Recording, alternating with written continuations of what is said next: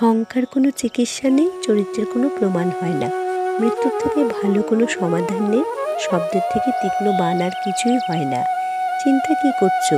না এই শরীর তোমার, না তুমি এই শরীরের।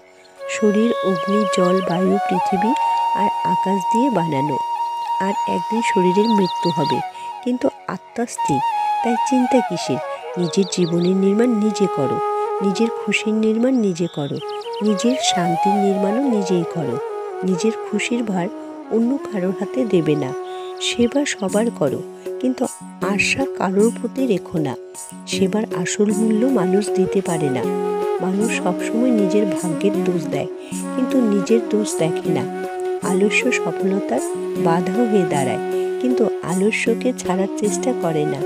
যে কাজ করাকে ভয় পায় সে কখনো সফলতা পায় না। ভাগ্যের আগে কর্মকে বদলাও, তারপর দেখো সমাজ কি করে বদলায়। বাবার থেকে বড় বুদ্ধিদাতা কেউ নয়, আর মায়ের থেকে বড় ছায়াও আর কেউ হতে পারে না। ভাইয়ের থেকে ভালো ভাগিদার কে হবে? বোনের থেকে শুভচিন্ত কেউ নয়। টাকা ঐশ্বর্য আনতে পারে, কিন্তু মানসিক শান্তি নয়। যেমন লেবুর রস দুধ ও জলকে আলাদা আলাদা করতে পারে, ঠিক তেমনই টাকায় বৈভব পিতা পুত্র, ভাই ভাই, ভাই বোনের সম্পর্ক আলাদা করতে পারে। কখনো কখনো সময়ের পরিবর্তনের ফলে শত্রু মিত্র, মিত্র শত্রু হয়ে যায়, কারণ স্বার্থ অনেক বলবান হয়।